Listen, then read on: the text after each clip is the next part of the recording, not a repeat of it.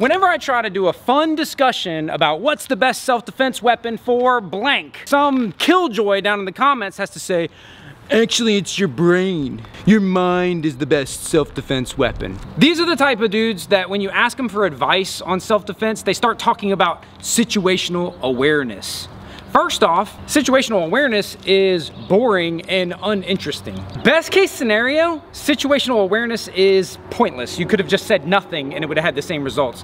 But suggesting situational awareness might even be detrimental or dangerous.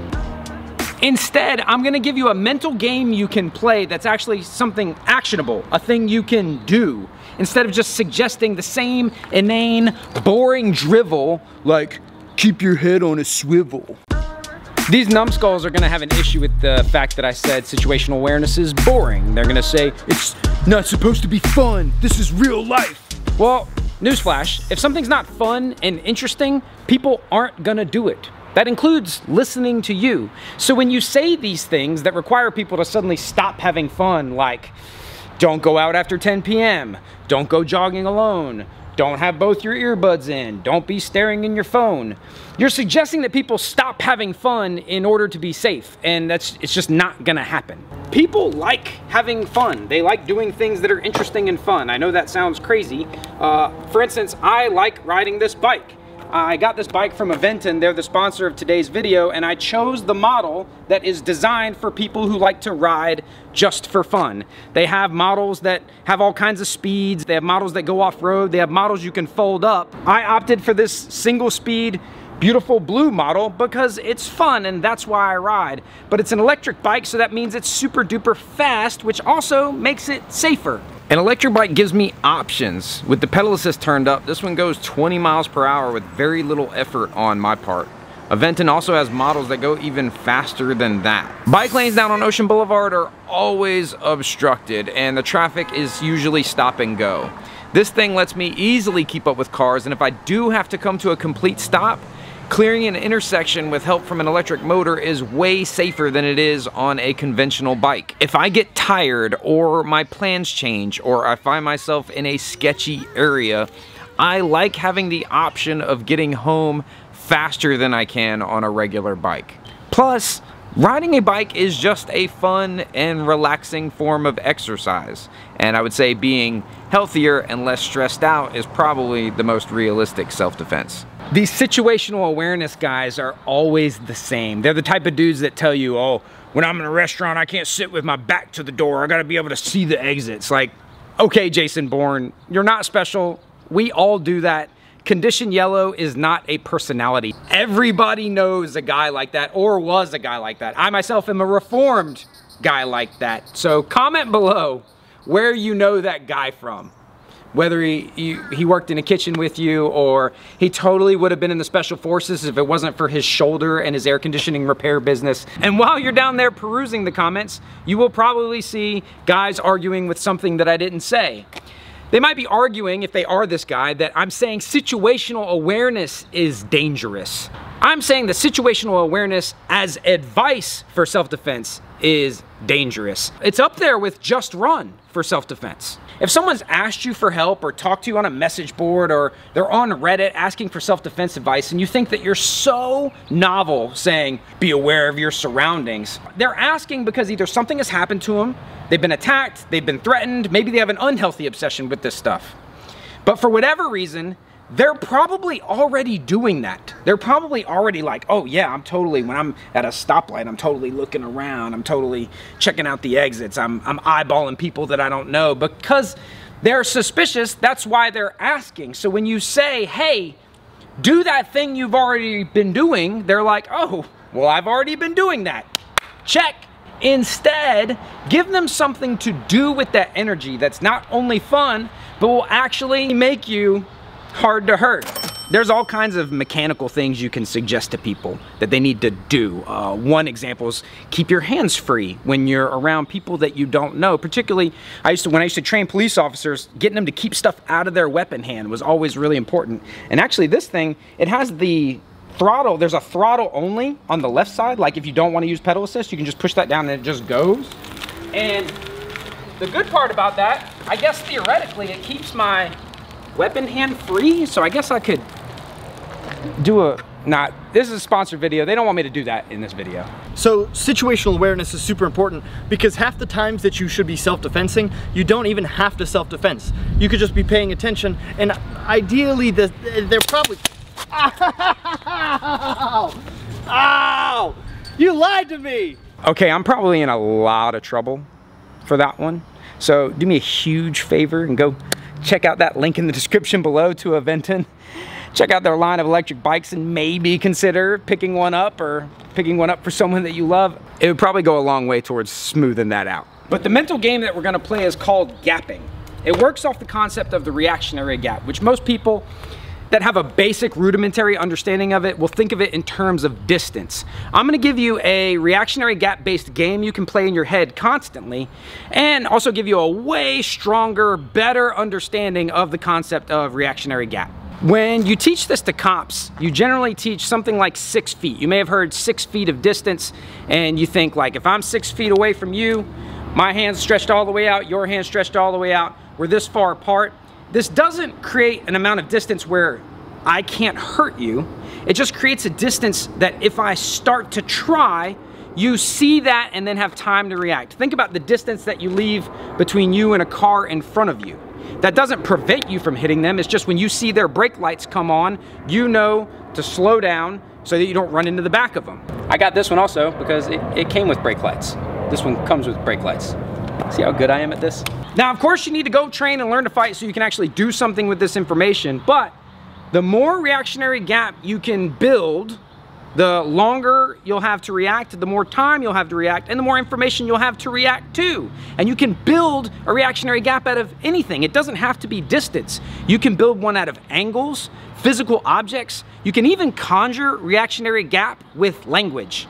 I can show you how to build a reactionary gap in an elevator. First, we gotta decide how much reactionary gap that we need. I'm looking at you guys who say they never let anyone get close to them. Dudes that carry a gun but don't know how to wrestle. Congratulations, you just brought a gun for the other guy. If I'm being super crazy and weird, you need to back way up. You need a lot more space so that when I start moving towards you, you can start doing things with that information. If we're having a conversation, you won't have nearly as much space, otherwise you'll look like the weirdo. But when you teach this to police officers, a lot of times you'll get the distance and then we want a little bit of an angle. So if you move just a little bit over that way, I have to not only get to you, I have to reorient to you and then come to you to do something. And this is only, of course, buying us a split second, but you know what else takes a split second? Getting murdered. And now because people are not very self-aware, you might take your angle, like I'm kind of behaving, maybe not really erratically, but I'm an unknown threat. You don't know me and you don't know why I'm talking to you or near you or whatever it is. I've asked you the time, or I'm asking you for a gas can or whatever it is.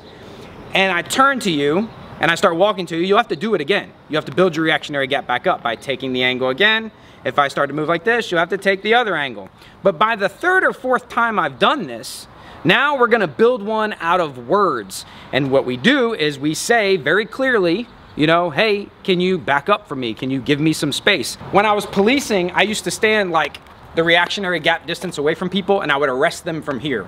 And I'd say, you are under arrest right now, turn around and put your hands behind your back. And if they were like, hell no, I'm not going to jail, I liked to find out then rather than like, dope, walking up to a guy who had already kind of communicated that he didn't want to go into cuffs. Now, in the non-law enforcement context, you can create these barriers with words. And if a person continues to encroach on you, like if you've adjusted your angle and you've moved, and you've adjusted your angle and you've moved again, and you've communicated, hey, back up, and I start to do this, you're already fighting. I'm a firm believer in that first punch life. We've done a video on it, on throwing the first punch legally in self-defense. I'll link that in the cards up there. And this can be something that you do all the time. Just constantly think about everything that a person is doing, and not in a weird, like, obsessive way. Just play it as a game. Like, the long version, I call it gapping, but the long version is, what does he have to do in order to hurt me? If you've got columns or something like that, and you know, you're kind of giving me like some vibes I don't like, I can sort of position myself like this, right? I don't have to like do like this with every single person that makes me nervous, right? But I can position myself like this. If you start to come towards me, you have to go around this to get to me. And if you start, I don't know yet that we're in a fight, but if I do this and you start coming around that thing faster or more aggressively, I know we're in a fight and I can throw that legal first punch, in my opinion. What's your opinion? Let me know. What do you think about first punch? When can we make that legal? But you can do it with like other things that you can physically pick up. Like you could use this bike, which I thought that these were gonna be heavy because they're electric bikes, but this was pretty light. So what's the problem with this? I've got this bike in between us, but you could still approach me and you can still reach me, right? You could reach out and smack me in the face right now. So what could I do better?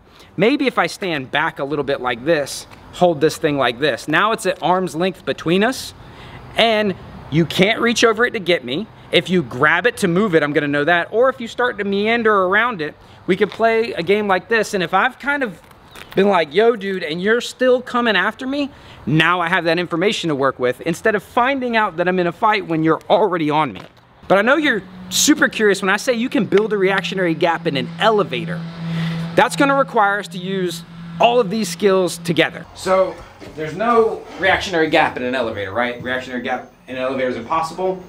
Not quite. Even in tight spaces like this, we can use all of those things to create a reactionary gap. Most people want to hang out by the buttons, and they'll hang out over here by the buttons. The problem with that is when I come into the elevator as the stranger, the unknown, you've invited me to come over here. It's not weird for me to come over here, and by the time I get over here to push that button, I'm right on you. I think people want to be by the buttons to have like this illusion of control. Like, oh, when I walk in, I have to tell you what floor to hit for me. Or you think you have control over like the emergency stop or the doors opening and closing. Let me tell you what, if someone suddenly attacks you to rob you or assault you, you're not doing anything useful with those buttons. If you're in this corner when I come in, I have no business in that corner. I've got no reason. So if I'm coming over here, you've already used a reactionary gap. This means that something bad is happening. I should proceed directly to here. And I'm gonna do you one better.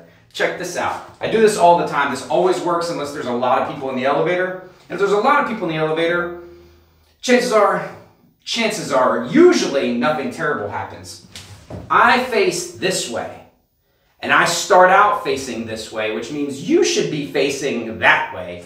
If you don't, if both of us are staring at each other like this, this makes people uncomfortable. If you face me, generally people will face this way. If he doesn't, that should start to set off some alarms. You have used angles and customs to create a reactionary gap. You can use just a bag, right? If that's all you've got. So I take off my backpack because you're starting to give me the creeps.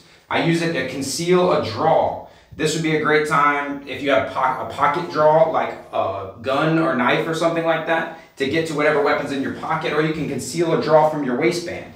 If he makes that violent move towards me, I can put the bag in his face and then follow up with whatever kind of weapon or other plan I'm gonna use, whether that's fisticuffs or maybe I do some BJJ with him in the elevator.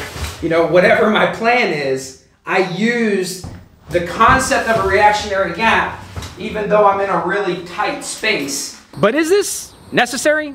Is this all craziness? I don't know. They say you can stay in condition yellow without any adverse mental health effects. To me, this is normal business. You know, this is how I normally conduct myself. But if someone is freaking out about self-defense, if they're worried about this stuff, you want to give them something to do with their energy instead of just telling them like, hey, do more situational awareness. That's not a thing that you can do.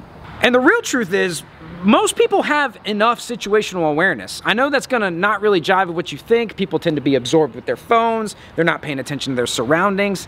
That seems like the case, but I've written hundreds, if not thousands, of assault reports and robbery reports.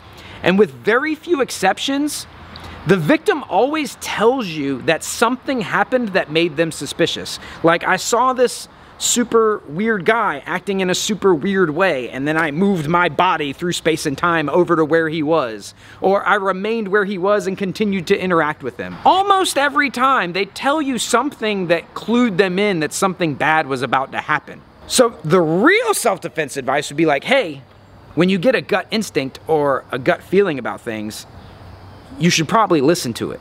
Ow!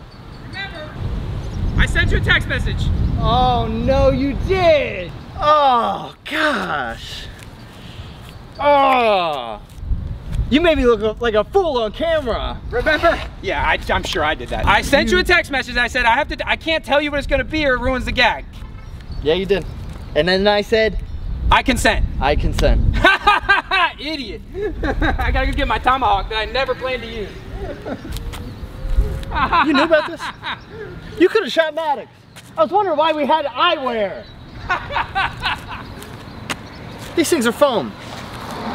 You don't need eye protection for these. I'm an idiot.